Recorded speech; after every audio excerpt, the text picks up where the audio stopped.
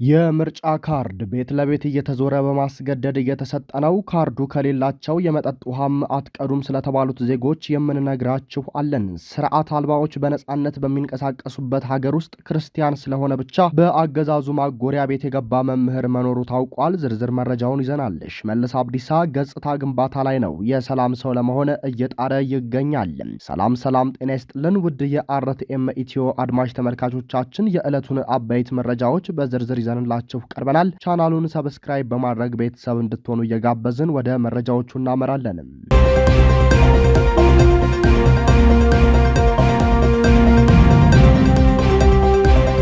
የብልጽግናው አገዛዝ የምስለኔ ምርጫ ለማድረግ ሽር ጉድ እያለ ቢሆንም ከዜጎች ዘንድ ያገኘው ምላሽ ግን የጠበቀውን ያህል እየሆነ አይመስልም። ለዚህም ማሳያ በምርጫ የፖለቲካ ፓርቲዎች ምዝገባና የምርጫ ስነ ምግባር አዋጅ ቁጥር 1394/2017 መሰረት ዜጎች የምርጫ ካርድ እንዲያወጡ የመቀስቀስ ሙሉ ኃላፊነት የተሰጠው ለኢትዮጵያ ብሔራዊ ምርጫ ቦርድ ብቻ መሆኑ ቢታወቅም በርካታ መንግስታዊ ተቋማት በመላ ሀገሪቱ ግለሰቦችን በማስገደድ በማስፈራራት እንዲሁም በማሰር ጭምር ካርድ እንዲወስዱ እያስገደዱ መሆኑን ከየአካባቢዎቹ የሚወጡ መረጃዎች ያመለክታሉ። መዲናችን አዲስ አበባን ጨምሮ በተለያዩ ቦታዎች በወረዳና በክፍለ ከተማ የሚሰሩ የአገዛዙ ተላላኪዎች የዜጎችን ቤት እያንኳኩ በግዴታ የምርጫ ደብተር እንዲያወጡ መደረጉ የተገለጸ ሲሆን ለማስፈራሪያነትም ዜጎች የምርጫ ደብተር ካላወጡ ወደፊት ምንም አይነት አገልግሎት እንደማያገኙና ከፍ ካለም በጸረ ሰላም ሽፋን ወደ ዘብጥያ እንደሚወርዱ በማስፈራራት ነዋሪዎችን ያልተገባ ስጋት ውስጥ እየከተታቸው ይገኛል። በተመሳሳይ በሲዳማ ክልል ይርጋለም ከተማ ውስጥ ትናንት ሰኞ መጋቢት 21 ቀን 2018 ዓ.ም ሁለተኛ ደረጃ ትምህርት ቤት ተማሪዎች ጠዋት 2 ሰዓት ክፍል እንደገቡ በግድ ደብተራቸውን አስቀምጠው እንዲወጡና ከተማ ሄደው የምርጫ ካርድ ከወሰዱ በኋላ ወደ ትምህርት ገበታቸው እንዲመለሱ ተደርገዋል። እንዲሁም በደቡብ ምዕራብ ኮንታ ዞን ኮንታ ኮይሻ ወረዳ በርካታ ተማሪዎች የምርጫ ካርድ አላወጣችሁም ተብለው ተባረዋል።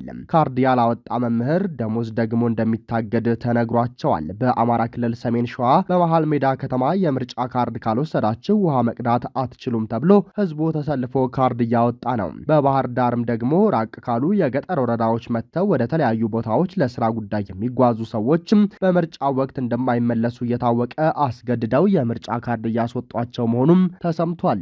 በዚህም ግጭት ጠማቂው ብልጽግና በፍላጎቱ የሚመርጥ ሰው እንደሌለ በመረዳቱ አሉኝ ያላቸውን የማስፈራሪያና የማደናገሪያ መንገዶችን እየተጠቀመ መሆኑን አመላካች ነው። እንክርዳድ ዘርቶ ስንዴ ማጨድ ያማረው አብይ አህመድ ደከመኝ ሰለቸኝ ሳይል ዜጎችን ሲበድልና ንጹሃንን ሲጨፈጭፍ ቆይቶ ምርጫ ወቅት ላይ ብልጽግናን ምረጡ በማለት የስንዴ ነዶ ይዞ በመውጣት በሀገሪቱ ዜጎች ላይ እየተሳለቀ ይገኛል። ታላቂቷን ሀገር ኢትዮጵያን ለማስተዳደር ብቁ ባይሆንም በቦታው ላይ ተቀምጦ የሚገኘው በአብይ አህመድ የሚመራው ዘረፈጅ መንግስት ባህልንና ሃይማኖትን የማጥፋት ስራውን ከጀመረ ዓመታት ተቆጥረዋል። አገዛዙ ሐሳብን በሐሳብ ከመሞገት ይልቅ እንደ አንድ የወንበዴዎች አለቃ ችግሮችን በጦር መሳሪያ አፈሙዝ ለመፍታት የሚያደርገው ጥረት የሀገር መሪ ሳይሆን የመንደር ጎረምሳ ካደረገውም ሰነባብቷል።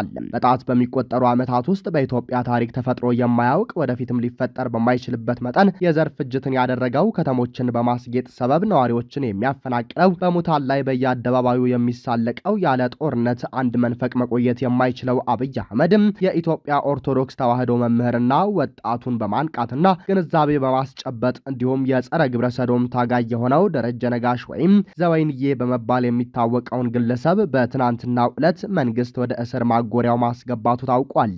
እውቁ መምህር ደረጀ አርብ ዕለት የታሰሩትን መምህር ሲሳይ አዳነን ሰኞ መጋቢት 21 ቀን 2018 ዓመተ ምህረት ጠይቀው ሲመለሱ ፖሊሶች ይዘዋቸው ወደ እስር ቤት አስገብተዋቸዋል። የእስሩ ምክንያት ደግሞ ክርስቲያን መሆናቸው ብቻ እንደሆነ እየተገለጸ ይገኛል።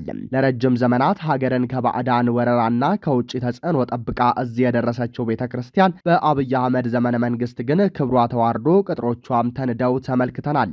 መከባበሩ እንኳን ቢቀር በወጉ እንናናቅ የሚለው የሀገሬ ሰው መንግስት ቤተክርስቲያንን ለመድፈርና ለማዋረድም በሴራ ተብትቦ መንፈሳዊ እውቀትና አባታዊ ጸጋ የሌላቸውን ፖለቲከኞችን አስርጎ በማስገባት ኦርቶዶክስ ተዋሕዶን ለማፈራረስ የሄደበት ርቀት እጅን በአፍ የሚያስጭን ሲሆን በየሰዓቱ በአገዛዙ የጸጥታ ኃይል የሚገደሉት ምዕመናንና ገዳማውያንን ግን ቤት ይቁጠረው። በጎጃም በጎንደር ሸዋና ወሎ ከባድ ትንቅንቅ እያካሄደ ያለው አፋብን ከፍተኛ ድል ማስመዝገቡ ተገለጸ። በጎጃም የተለያዩ አካባቢዎች ከባድ ውጊያ የተቀሰቀሰ ሲሆን በፈረስ ቤትና በመርአዊ ዙሪያም ትንቅንቁ ቀጥሏል። ትናንት መጋቢት 21 ቀን 2018 ዓ.ም በአማራ ክልል በደጋዳሞትና በመርአዊ አቅራቢያ በሚገኙ ስፍራዎች ከፍተኛ የተኩስ ልውውጥና ውጊያ እየተካሄደ መሆኑ ተሰምቷል። እንደ መረጃው ከሆነ በደጋዳሞት ወረዳ የፈረስ ቤት ከተማን መውጫና መግቢያ ተከትሎም ከአነጋግ ጀምሮ የተጀመረው ውጊያ ወደ ከፍተኛ ግጭት አምርቷል። ውጊያው ትናንት ማምሻውን ተጠናክሮ የቀጠለ ሲሆን የአካባቢው ነዋሪዎች ከፍተኛ የከባድ መሳሪያ ድምጽ እየተሰማ መሆኑን ገልጸዋል። በሌላ በኩል በመርአዊ ዙሪያ በሚገኙ ስትራቴጂካዊ ስፍራዎች ማለትም በዝቋላ ወገምና በሪማ አካባቢዎች ውጊያው ቀጥሏል። የአማራ ፋኖ አባላትና የአገዛዙ ኃይሎች በእነዚህ ስፍራዎች ላይ ፊት ለፊት እየተፋለሙ መሆናቸው ታውቋል። የውጊያው ውጤትና የደረሰውን ጉዳት መጠን በተመለከተ እስካሁን በዝርዝር የታወቀ ነገር ባይኖርም በተመሳሳይ አፋብን ቴዎድሮስ እዝ 105ኛ ኮር አሹዳ ከተማ ቲሊሊ ከተማ ዙሪያ በጠላት የተጠና እርምጃ ተወስዷል። ብርጋዴር ጀነራል አዲሱ መሐመድ በአፋብን ቴዎድሮስ እዝ 105ኛ ኮር 44ኛ ክፍለ ጦር ነበልባሎች ሲለበለቡ ውሏል። ትናንት መጋቢት 21 ቀን 2018 ዓ.ም ከቲሊሊ ከተማ አቅራቢያ በጠዋቱ የተጀመረው አውደ ውጊያ አድማሱ ሰፍቶ እስከ 10 ሰዓት ተኩል ድረስ በዘለቀው ትንቅንቅ 44ኛ ክፍለ ጦር የአገዛዙን ኃይል ብትንትኑን አውጥተው 13 ጥቁር ክላሽና በሺዎች የሚቆጠር ተተኳሽ ማርከውታል። አገዛዙ ያሰበውን ማሳካት አይደለም ማሰብ እንዳይችል ተገርፎ ሬሳውና ቁስለኛውን ሳያነሳ ቢሸሽም ቁም ስቅሉን አይቶ ተለቅሟል። ዙሪያ ከበባ ውስጥ ገብቶ መውጫ ቀዳዳ ያጣው ጠላት ነፍስ ውጪ ነፍስ ግቢ በሆነበት ውጊያ ጥሎት የሸሸውን ሬሳ ከእንጅባራ ተጨማሪ ሰራዊት በማምጣት በሲኖትራክ ሬሳውን ጭኖ ወደ እንጅባራ ሸሽቷል።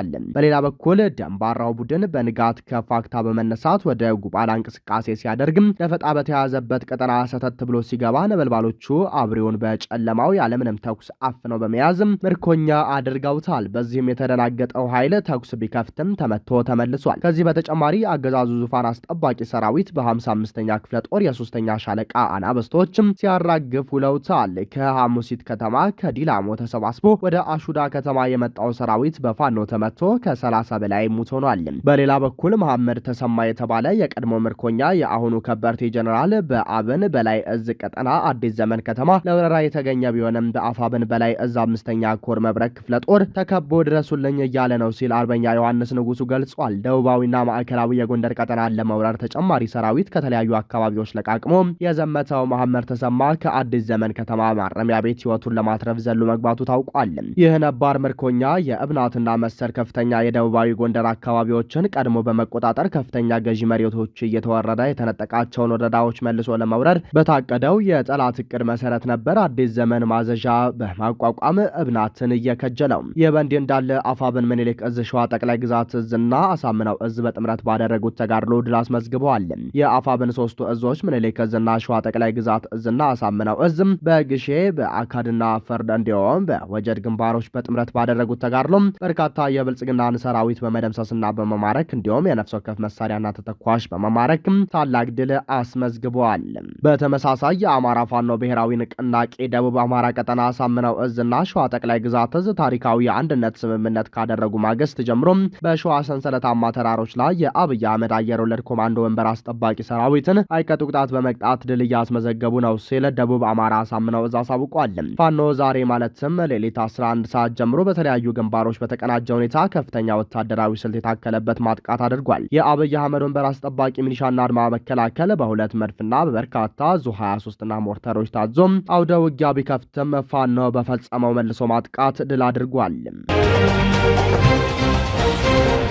የሰላም ኮንፈረንስ በሚል በዳቦ ስም በኦሮሚያ ክልል ከሚገኙ የተለያዩ አካባቢዎች የተውጣጡ ወጣቶችን በመሰብሰብ በቢሾፍቱ ከተማ ሲያደርገው የነበረውን ስብሰባ መጋቢት 20 ቀን 2018 ዓ.ም መጠናቀቁ የተገለጸ ሲሆን በቦታው ላይ በመገኘት ንግግር ያደረገው የኦሮሚያ ክልል ርዕሰ መስተዳድር አቶ ሽመልስ አብዲሳ በኦሮሞ ወጣቶች የተጀመረው እንቅስቃሴ በታሪክ የሚዘከር መሆኑን አንስቶ የኦሮሞ ትግል አሁን ላይ የመገዳደል ምዕራፍን ዘግቶ ወደ ቀጣይ እርምጃ መሸጋገር ይኖርበታል ብሏል። አክሎም ትግላችን አሁን የደረሰበት ደረጃ እጅግ ወሳኝ ነው በማለትም ገልጿል። ሽመልስ አብዲሳ ሲቀጥል ይህን የህዝባችን ወሳኝ የትግል ምዕራፍ ህዝብ በተመሳሳይ ደረጃ ተረድተው ከተንቀሳቀሰ ይህን ምዕራፍ በማለፍ እጣ ፈንታው ዳግም ወደ ኋላ እንዳይመለስ ማድረግ እንችላለን። እናም ለዚህ ምዕራፍ የሚመጥን ትግል የሚመጥን ፖለቲካ መስራት ነው የሚጠበቅብን። ስለዚህ ደግሞ የሚታየውን አዙሪት መዝጋት አለብን በማለት ተናግሯል።